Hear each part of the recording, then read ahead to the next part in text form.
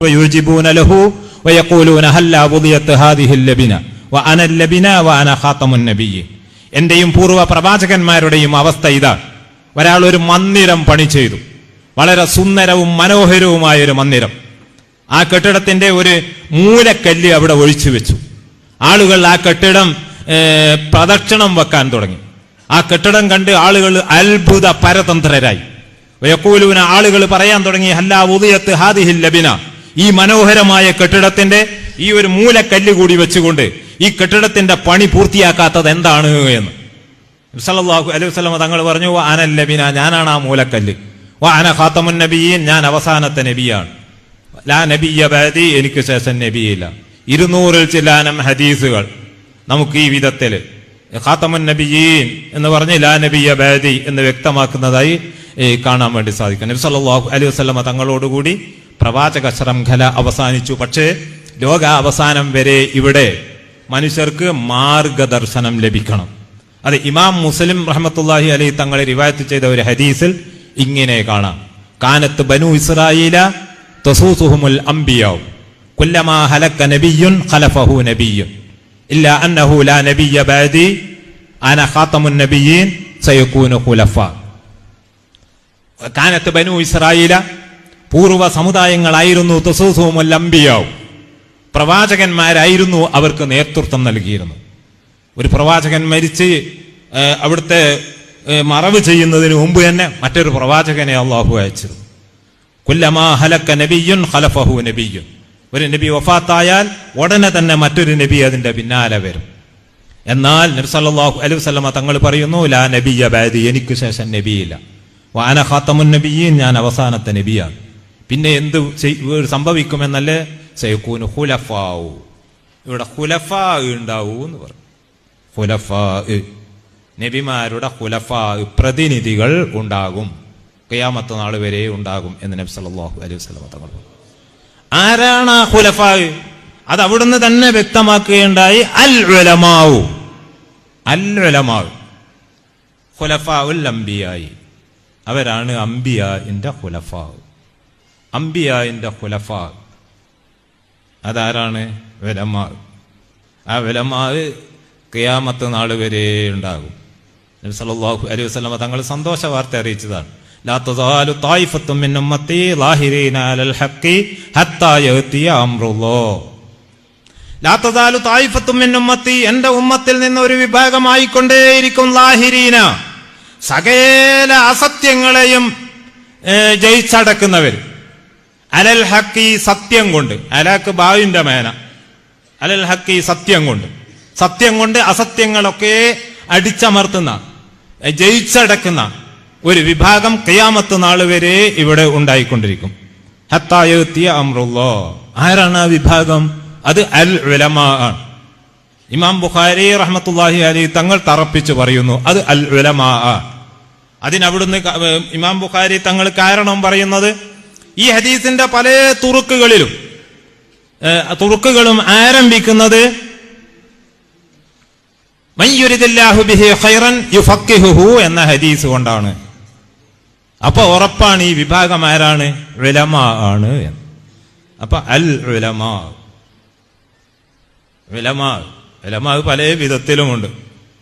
അൽ ഉലമാ അതാരാണ്? ഉലമാ പല വിധത്തിലുള്ള ഉലമാ ഉണ്ട്. ഉലമാഉൽ ആഖിറത്ത്, ആ വിഭാഗത്തെ കുറിച്ചാണ് നബി സല്ലല്ലാഹു അലൈഹി വസല്ലം തങ്ങൾ ഈ സന്തോഷ വാർത്ത അറിയിച്ചത്. ഖിയാമത്ത് നാൾ വരെ അവരുണ്ടാകും, സംശയമില്ല.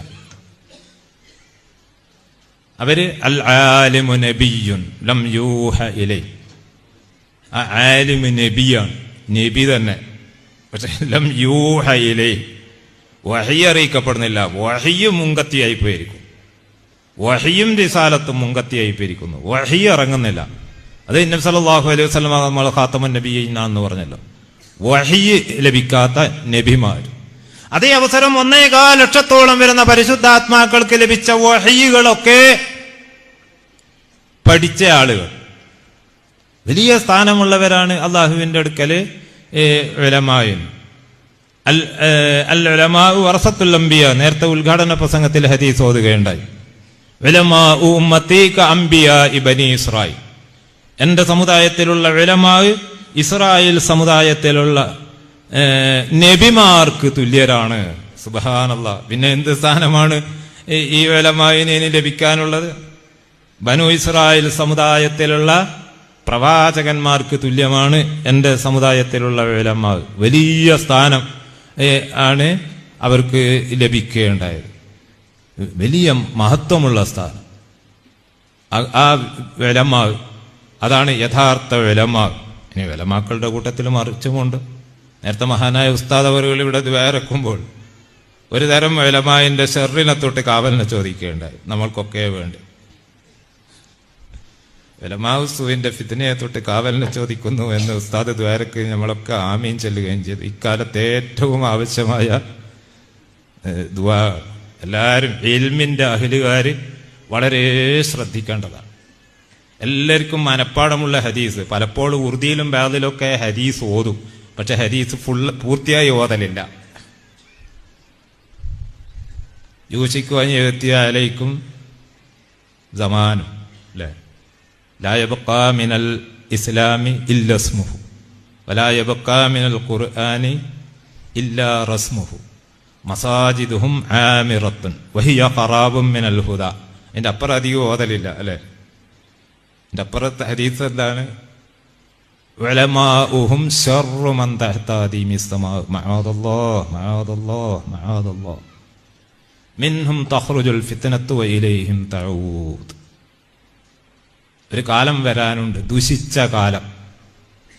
ഇസ്ലാം പേരല്ലാതെ ബാക്കിയുണ്ടാവുകയില്ല. നിസ്കാരം, നോമ്പ്, സക്കാത്ത്, ഹജ്ജ് തുടങ്ങിയുള്ള കുറേ പേരുകൾ, അതിനൊന്നും തന്നെ ഹഖീഖത്തില്ല. ചിലപ്പോൾ അതൊക്കെ കാട്ടിക്കൂട്ടുന്നുണ്ടാകും, അതിനൊക്കെ ഹഖീഖത്തില്ല. അതിനൊക്കെ യാഥാർത്ഥ്യം ഉണ്ടാകണമെങ്കിൽ വേറെ ഒരു പണി മനസ്സിലാക്കാനുണ്ട്. അതിലേക്ക് ഞാൻ കിടക്കുക. പേര് വെറും ഇത്തരം പേരുകൾ, നിസ്കാരം, സക്കാത്ത്, നോമ്പ്, ഹജ്ജ് തുടങ്ങിയുള്ള പേരുകൾ മാത്രം.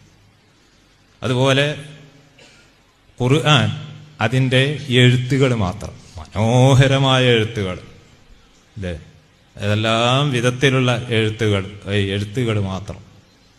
ആ ഖുർആന്റെ ഇൽമ് അതൊന്നും ബാക്കിയില്ല. അങ്ങനത്തെ ഒരവസ്ഥ.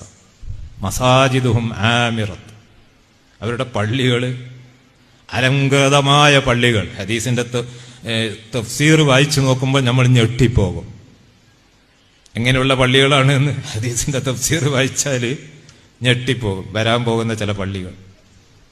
മസാജിദുഹും ആമിറത്ത് വഹിയ ഖറാബും മിനൽ ഹുദാ.